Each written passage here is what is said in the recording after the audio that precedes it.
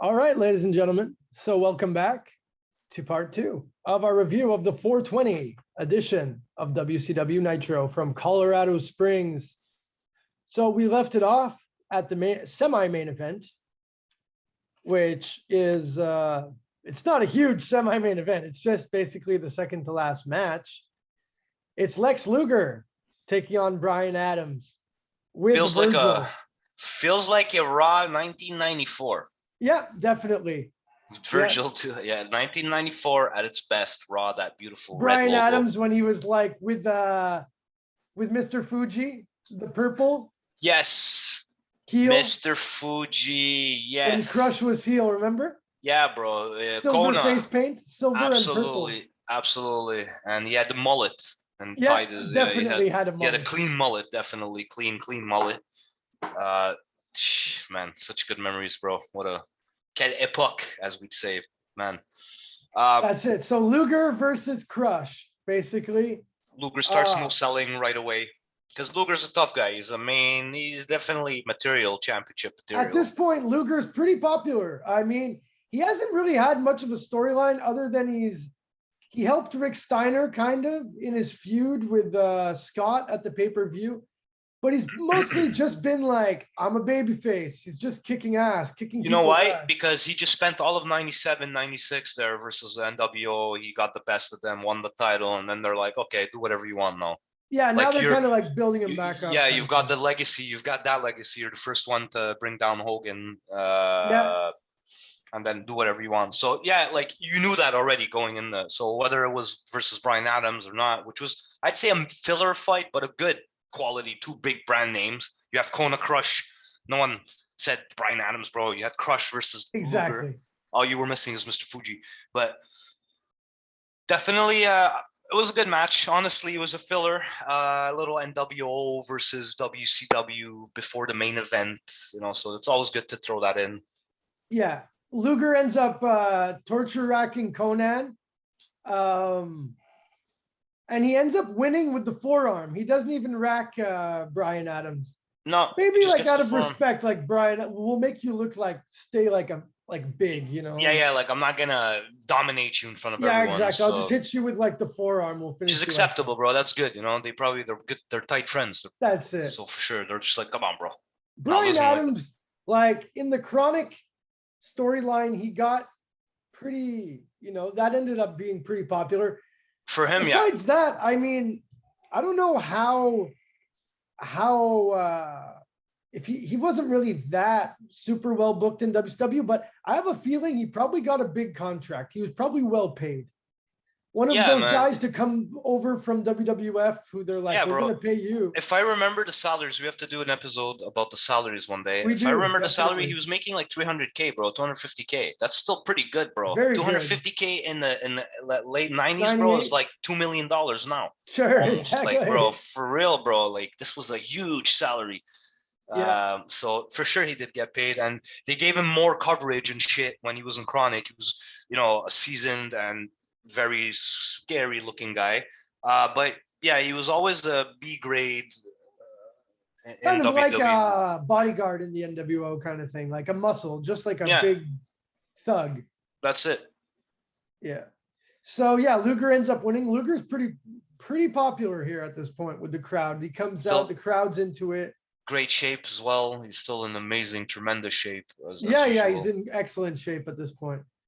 Then we get Hogan versus Savage, main event, world title.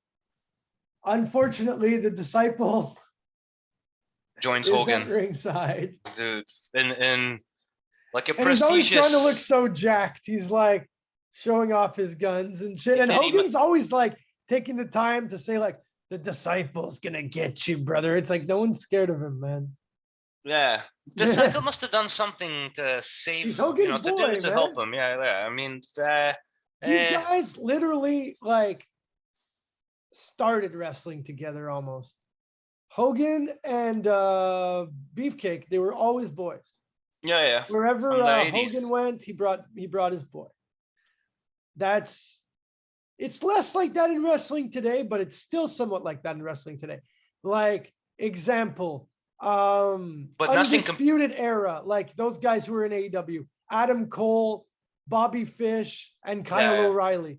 Those guys went from Ring of Honor together to NXT together, and now they all went to AEW together. together. So yeah, And yeah. then So look at that's like Benoit Malenko, you know, those guys with Eddie. Benoit Guerrero. Yeah, yeah. There's clicks. You had a strong presence back in the day too. Now, not as much, but still, you'll see it. It Yeah, depends on the there's individual less and today, friendship, but there still is some, like we said. which is There's good to less see. though. More people are more selfish today. And you see less friendships in real life lasting, like in general Yeah, these days. yeah. Sadly, for sure.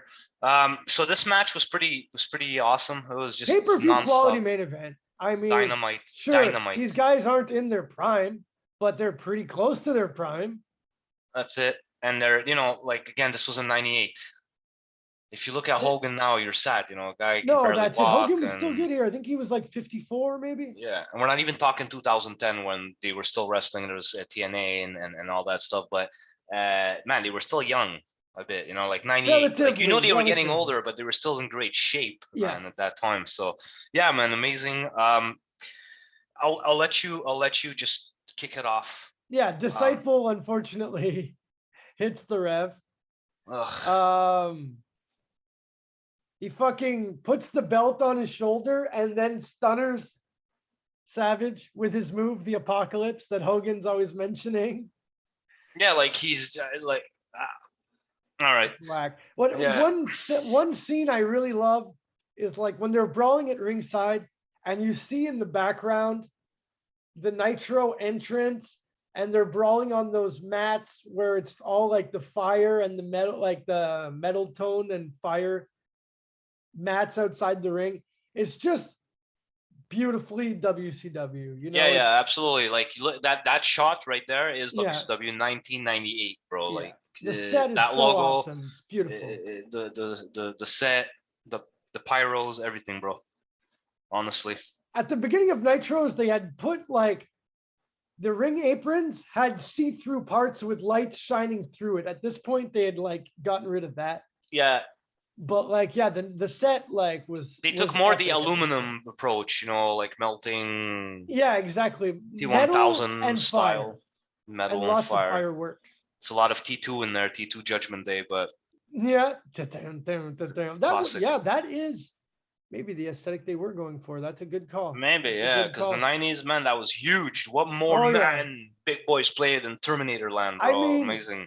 If you'd ask me at the time, I think I literally would have probably said T2 was my favorite movie. And that remained my favorite movie, undisputed, until like I was like in my 20s. And then I was like, man, I've seen it. Dude, you were the first one in high school that got you got the special edition dual DVD, like the special edition. Yeah. Director's Uncut. It was awesome. It was like the second CD. Yeah, you put it in, and it would bring you to Skynet, like, and you had all the special features, the deleted scenes that were cut out for the cinema. Yeah, there was a version. Ton of deleted scenes in that. It was fucking awesome, that DVD. Bunch of interviews, bro. You had like, it was the real interactive DVD at that time, like content that you can, just play with and check out. So I remember you lending it to me in high school. I think it was in Sec 3. I asked you for it. Yeah, probably. Yeah, I think I got it. I think it was someone gave me like people gave me money for Christmas, and one year I bought it on Boxing Day or something. From Archambault? I think I went actually downtown Montreal, HMV. HMV, I love it. They would always have good deals on DVDs, like 2 for $50. They had 3 floors, man. They had the whole basement, they had the middle floor, and then they had the top floor, bro. Like that was huge. It was awesome. If you remember. And they had good wrestling, man. They had a lot of good wrestling DVDs. They even had good MMA. Like it was hard to get these. Yeah. Remember, guys, we had no YouTube. We had no Daily Motion. It was all about collecting DVDs. It was all about DVDs, bro. Spending our fucking little money we had as early to late teenagers. Yeah, man. And they were expensive. They're like $23.99, $19.99. That was a lot, bro. That was a lot when you're in high school. Useless.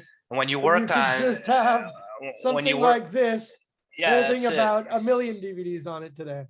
Bro, my God, I have all of WCW on one of those. Like literally all of WCW from 92 to yeah, it's horrible 92. We should do 92 one day Oh, we're though. gonna It's do all the eras of oh my WCW God. for sure.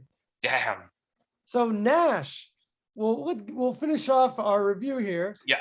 Yeah. So after a freaking apocalypse Don't call it with a the stunner belt, because it's not a stunner. That no, abomination is definitely not a stunner. It's the apocalypse.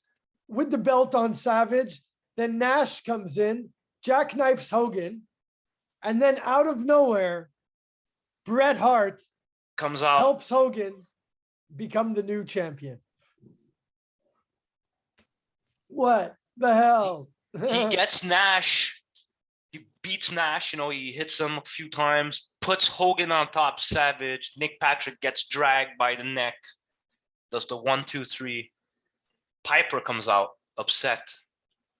He's fucking pissed, and he's telling Bret, "Yo, what's Yeah, why, yeah. And bro? then What are you doing?" Bret's kind of just like He's like, not I listening to him. Yeah, he's just kind of like acting like a hockey kid. player when the ref is trying to tell him something on the ice and he still wants to fight the other guy. yeah. He's just pretending he's not there. Yeah, exactly. He's like, no, go there, and he's just like, hey, he's just, man. So he was on WO before, right? Bret Hart Yeah, I think when he first came, or is this now it's happening where he becomes NWO and gets those NWO glasses and yeah, this is his second. This is going to be his second run in the NWO. very weird, because this is his second run, and he was just the anti-corrupter. He kept telling, "I don't want to screw no one, dude. You just screwed Savage." And what is WCW doing with Bret Hart?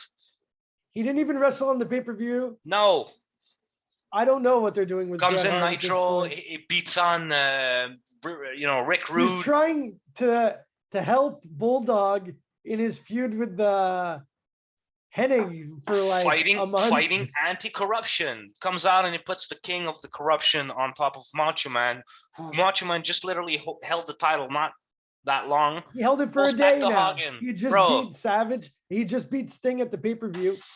So Savage with a one-day title reign here. And we have new champion, Hollywood Hulk Hogan. So Roddy Piper gets assaulted by Bret Hart. I think I do remember Bret being with the NWO when they were fighting the Wolfpack, though. I really do. Now that I think back to it. Yeah, because you had team Wolfpack versus Hollywood, and one guy I think that's going to be joining Hollywood soon. Hollywood side, Black and White. Stevie Ray, we haven't seen yet. Oh, yeah, Stevie Ray.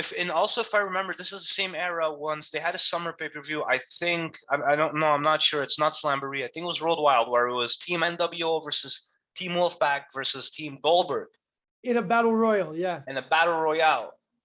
And, yeah, that was an awesome Road Wild. We're gonna get to that one. That was later on, but now it's that's an awesome Road Wild. Except for the fact that Jay Leno wrestles in it and Hulk Hogan actually sells for him. Was it Jay Leno and Kevin fucking Eubanks that was there? Yeah, exactly. Versus Rodman? No. It was Jay Leno and Hulk Hogan. No, Jay Leno and DDP. Yes. But Kevin Eubanks was somehow involved there.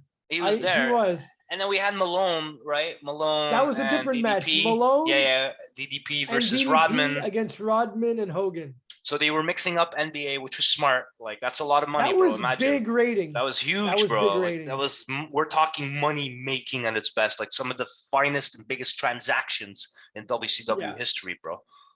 Pay-per-view buys out the roof for those pay-per-views for sure. When Rodman would come around, it was awesome. Rodman was an awesome member of the NWO for sure. Yeah, man, he was Chicago Bulls, bro. He was Dennis Rodman. I remember watching brilliant. Nitro, and then when Rodman would come on, my dad would want to see that part, and he'd be "What's he doing? Like this guy? Yeah. How is this guy in wrestling? Like yeah, exactly. It was incredible at the time. My dad too said something like that because my dad watched a lot of B-ball too back in the day. Like I'm talking 96, 97, 98. When the Bulls were B-ball, dominating, bro. Rodman was a huge name in sports at that time. He was, man, because you had Rodman, Pippen, and Jordan, bro, MJ.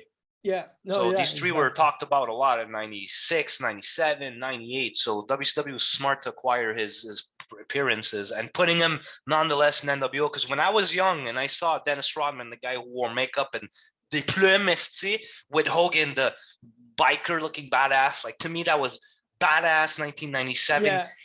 fucking legend heel. Yeah. Like, Definitely. And they were associated with the Hells Angels and shit. yeah, It was yeah, big time. fucking badass. So, bro, it was badass at the time, and then you had Rodman was a badass too. So, like, it just fit, man. Like, that's classic WCW. Can never change that. I think Slamboree is the next event. So, now we Yeah, have building up Thunders, to man. that, we're gonna keep We're gonna watching these Nitros. we have to start doing Thunders because a lot of stuff, like I know the spark of the beginning of NWO Wolfpack comes in Thunder. Like they used their first theme, the Awoo, Oh after yeah, everyone split sides. So we're gonna have to do some Thunders yeah. probably as well. All right, Yeah, we're gonna start looking into that for sure. For sure, we'll get those Thunders under wraps here. And people are gonna have to watch along with those Thunders too. So, what would you give this Nitro as a grade? honestly, I give it a 7.5 to 8. I'd stick more to 7.5 on 10. Yeah, that's a good one. That's a good rating. I had given it 8, but I tend to maybe go a little bit lower just because of like the ending kind of being stupid. But the rest of the show was awesome, and even the main event was awesome. It's just the end. But that kind of end is kind of okay if it's on TV. You don't want to end a pay-per-view with that. You end Yeah, a yeah, yeah. pay-per-view with that, people will be like, "You fucked me for my money, man." Yeah, But this is exactly. free. This is for free.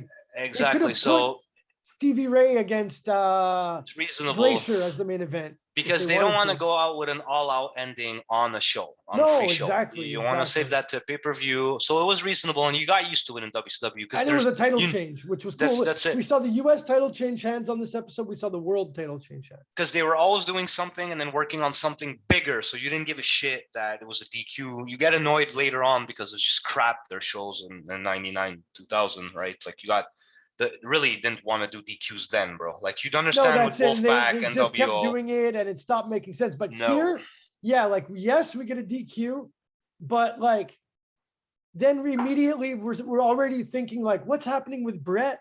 What? And like, we didn't see any of the NWO guys really pick sides throughout the whole episode, which was like, okay, that's going to be continuing then. But it looks like Brett's going to be with Hogan. So we got Brett, Hogan, Disciple, Bischoff one side, Nash, Savage, Yeah. and like we kind of know Conan is, but like Conan is still with Virgil when he comes out. But at some point, It looks like Conan is still boys with both but at sides. some point, Sting, they start vying for Sting. They're like, Yeah, you're the yeah. last remaining huge, You name could that's like change not the sides. Yeah, you that's could it. He's make like, the you're not difference in in the a war. gang yet. So they try to fight and vie for his respect. And then ultimately, Sting joins later on. But yes, this is a good summer. And this was an exciting summer nonetheless in 98 because I remember they announced Halloween H2O as Oh well. yeah, And it was 13 and over. We could still go, bro. I was what, 98? I was 10. I I'm born in remember 88. I So saw it on VHS. yeah, I saw it didn't in get to see cinema, the bro. And DVD. I was horrified. Michael I Myers horrified me. bet. 10 years old, bro. I But remember amazing. renting that actually, and I probably rented some wrestling VHSs at the same time because I remember Yes, renting it with my buddy and watching it with my buddy Dan, who I would often watch wrestling with, and we would rent movies at the same time. Dan C. If you Yeah, ever watch this, bro, it's me, man. How are you? yeah. I used to be like 2 feet tall. But yeah, I always had a buddy too. My buddy Roddy, my cousin actually. We used to rent like amazing 98, whatever we can get our hands on. Sometimes we go up to 94, get like a There you go. classic Exactly. Oh, Undertaker let's get versus more Undertaker classics. SummerSlam for sure. But I'd always my go-to horror, either Yeah. Super Nintendo PS1 game or wrestling, man. There was always so much good shit to choose. And people take it today that like we have Netflix today, we have other ways you can just like if someone has Xbox, you can just get the Game Pass and play like any game. Exactly. Back in the day, you had to go rent stuff. You had to go out there, walk there. If it was the winter here in Canada, -40, you're still considering walking to the video store because it's Saturday. And if you don't do that, then your Saturday is going to be boring as fuck. So Yeah, you for sure. either put on your damn snow pants and walk to the video store, or you stay home and play the games that you already have that you're already bored of, or the VHSs that you already have and you're already bored of. Yeah, for sure, bro. Man, good times. Yeah, that's what it was all about. So we'll continue with these nostalgic WCW reviews on the next episode. Thanks for watching the Turner Podcasting System right here on indiequebec.com.